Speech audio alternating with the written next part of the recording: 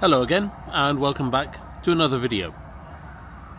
Maybe I should actually say hello from the Shinkansen, because at the minute I'm on a train heading towards Fukuyama, and in fact I'm just about to arrive at the station. Fukuyama City is the second largest city in Hiroshima Prefecture, after Hiroshima City of course. In terms of the Shinkansen, it's served by all of the levels of trains, including a fairly frequent Nozomi service. Nozomi being the fastest trains with the fewest stops. Anyway, this, maybe surprisingly, is not actually a train video. When we get to Fukuyama Station and I get off the train and onto the platform, you'll be able to see what this video is really about. Anyway, we're just about to arrive at the station now. By the way, I caught the Shinkansen today from Mihara, which is just 2 stops away. Mihara is generally only served by Kodama services, which unfortunately are the slowest. Alright, so this is Fukuyama Station, and that is my train, just leaving. This is a 500 series Shinkansen, which is widely regarded as the coolest Shinkansen. It certainly is. I made a video about these trains a few months ago, so if you're interested, please do take a look. Sorry, just before we get on to the real subject of this video, just a little bit more Shinkansen action. This is one of the Nozomi services I was just talking about. Not all of the Nozomi stop here, but there's a fairly good service. The Nozomi trains heading east, like this one, go all the way to Tokyo. Heading west from Fukuyama, some of the Nozomi trains terminate in Hiroshima, but most of them go on to Hakata, which is the end of the Sanyo Shinkansen line. Anyway, now this train is at the platform, I can show you the reason why I came to Fukuyama today. It's actually the view from the Shinkansen platform. Fukuyama Castle is situated right next to the Shinkansen, so as you get off the train, you can see this. Pretty impressive, don't you think? Anyway, let's take a better look. I'm more than ready to be corrected, so please do leave a comment if you know better than I do. But I would say that there are no other cities on the Tokaido and Sanyo Shinkansen line where the castle is closer to the railway than this.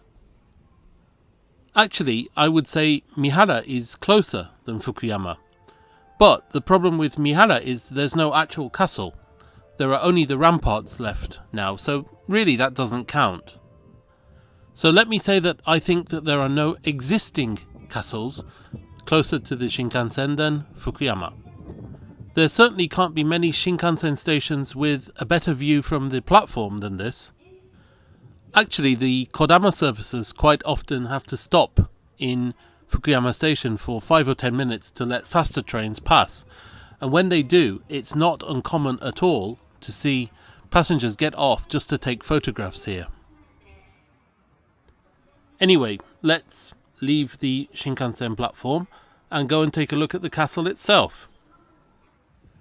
Just outside of the station there is this castle manhole cover, and this being Hiroshima Prefecture of course, the mascot is the mascot of Hiroshima Carp baseball team. On the rampart walls you can quite often see marks like this one, and these marks are actually quite interesting. They're the marks that the stonemasons left when they were preparing the blocks for the construction of the castle. It's said that they marked their own blocks like this so they could be paid for the blocks they'd prepared. Walking like this beside the rampart walls, you can see how big they are and also how close the railway station is. It's literally just across the road. Anyway, let's head up into the castle grounds themselves.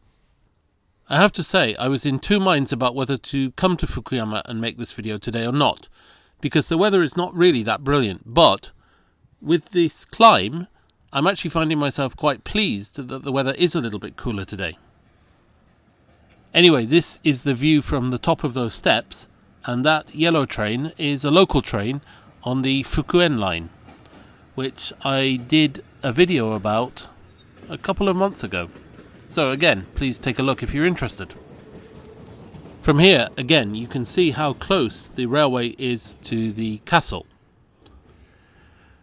Anyway, let's head inside the grounds themselves. Fukuyama Castle dates originally from 1622. It has to be said, though, that the current castle is not original.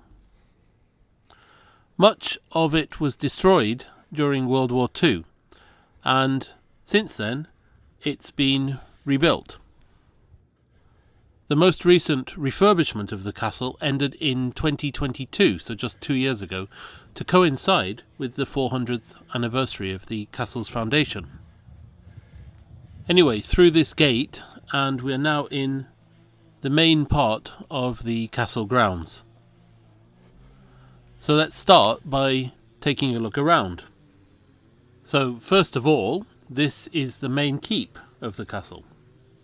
It is quite an elegant structure, I think, and with it only having been refurbished 2 years ago, it's still very clean and white.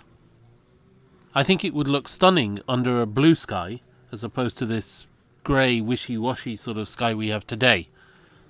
Still, you can't have everything. You can, of course, pay and go inside the castle building, but I'm not going to do that today. I don't really have that much time, and in any case there are other things I would maybe rather see today. One of which is this black wall on the side of the castle away from the station. Fukuyama Castle was traditionally plated with iron like this to increase defence.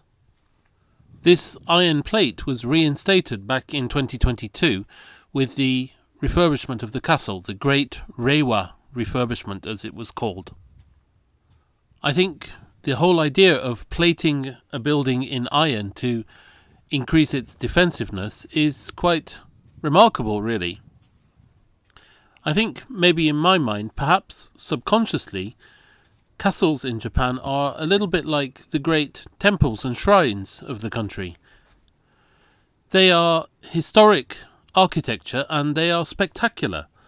But in the case of castles, I don't look at a building like this and think, war, fighting, defence. Having the iron plating on the wall, though, really brings it home. These buildings are not just decorative, they are really, or were really, for fighting, for defence, for war. I'm very glad that Fukuyama City saw fit to reinstate the iron plating with the refurbishment of the castle. Actually, let's take another look at it. As far as I can make out from reading a short history of the castle, only the north side of the building, so this side, was actually plated like this. But even so, it's quite amazing, really, that they would think of iron plating a castle. I can't really get my head around it. It's a crazy idea, but at the same time, a genius one. What's more, the contrast between the sheer plain practicality of the iron plating on the lower levels and then the gorgeous, glorious decoration on the higher levels is intriguing. Okay, just one final look, but this is starting to get a little bit stupid. It's all well and good being interested in castle architecture, and I certainly am. But when you think about it, this goes way beyond that. This is being interested not in castle architecture, but in the architecture of a single wall of a single castle.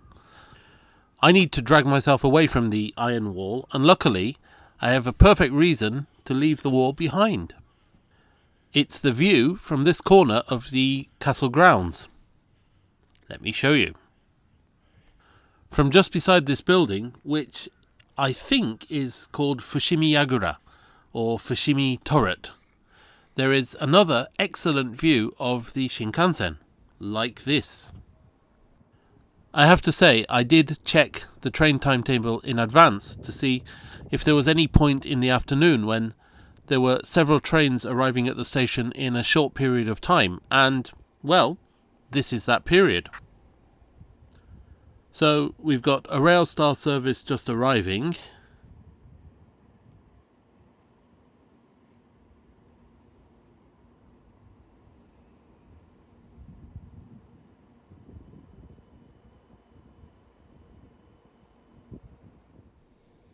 And then a Sakura service to Kagoshima just leaving.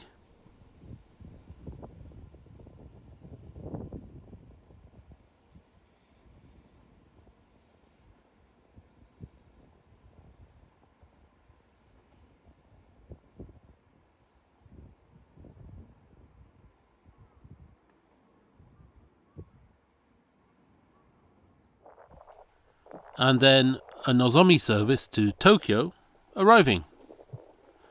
The Fukuen Line local train is just an added bonus, really. Even though I do say it myself, that was good timing. Those 3 Shinkansen trains arrived and departed within about 10 minutes of each other. Alright, that's enough railway content for now, so let's get back to the main topic, the castle.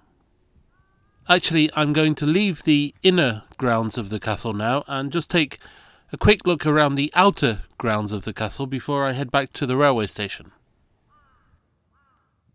The park at the base of the castle grounds is now home to the Prefectural History Museum and Fukuyama Museum of Art. In the park itself, there are quite a few pieces of modern art and more traditional art too. This is one, although I have to say I'm not quite sure what it's supposed to represent. It's definitely quite striking, though. Anyway, here's the same piece from a different angle. There's also this statue, which certainly doesn't look modern, but I would say is actually quite new. Anyway, if you prefer traditional, there are views of the castle like this from the park. Anyway, back to the station. This is another Fukuen Line train. From this panning shot, you can really see how close the railway is to the castle. I would say that it is quite literally a stone's throw. Anyway, it's just about time for me to head slowly back to Saijo, I think. I'm going back by the local train, not the Shinkansen. But anyway, I couldn't finish the video without just a little bit more Shinkansen action, could I? So, here we are, more Shinkansen action. This is a Mizuho, or maybe a Sakura service, from Kagoshima, in the very southern part of Kyushu. It's heading to Shin Osaka, and it's just about to pass in the station a Mizuho service heading back towards Kagoshima. If I caught the train on this platform, I could be in Hiroshima in about 25 minutes, but as I say, unfortunately, I'm catching the slow train back. So, that's about it from Fukuyama, I think, at least for today. It's a great city to visit, really. Apart from anything else, there's Tomonora, which is a traditional fishing port on the inland sea. But that's for another video. Thank you for watching this video, I hope you enjoyed it, and until next time, goodbye.